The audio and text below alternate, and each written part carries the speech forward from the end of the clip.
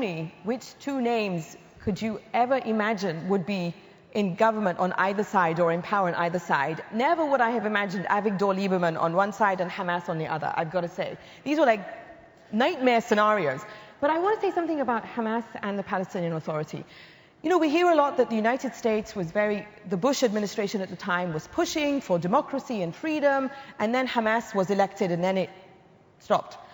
Why was Hamas elected? People forget to ask why Hamas was elected. One of the reasons Hamas was elected is because the Palestinian Authority is corrupt to its teeth. Hello, and the US administration knew this, and the US administration turned a blind eye to the fact that its main ally with the Palestinians was corrupt, and the Palestinians I knew, who I would be meeting with every day, who told me we are the ones who carried out the first intifada, the intifada that was just rocks and catapults. We are the ones that allowed the PA to return from Tunis and be here to rule, and now they are corrupt. How has anybody forgotten this? That the Palestinian Authority lost credibility with its people for a whole host of things, corruption being one of them.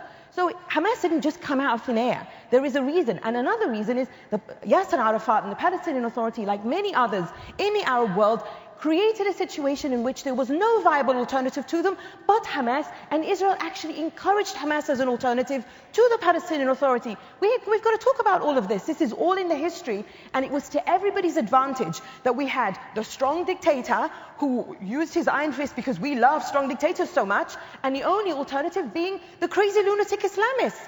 Everybody knew this was happening and nobody did anything about it, and nobody pushed to create the political space in the middle to allow the rest of us to express ourselves, because everybody was happy with this bogeyman scenario. So let's be honest here. It's not because Palestinians all of a sudden woke up and said, we love Hamas.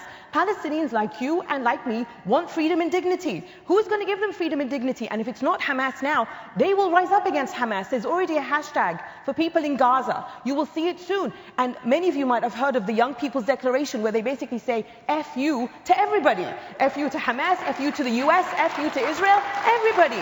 So let's not pick and choose what we're talking about here. The same, your disconcert, your disgust at the Israeli government is the same at any government in the region that everybody knew was corrupt and everybody knew was repressing its people, but it gave them what they wanted to hear. That era is finished. This is what's happening in the Middle East and North Africa now. We are saying we cannot operate like this anymore. What makes me optimistic is that that era is finished, that we have killed so many stereotypes about the region where I come from, about our passivity, our inability to rise up. We have more than risen up. Libyans are being slaughtered as we speak. We must meet that courage and we must salute that courage and say we see you and we hear you. But not only that, we will no longer go back to business as usual, because business as usual is the biggest insult to the courage that you're seeing happening in the Middle East and North Africa now. Thank you. Thank you, Mona. Ron. Well, very briefly, first of all about the Palestinian politics. I think that the combination of Fayyad and Abbas is a dream team.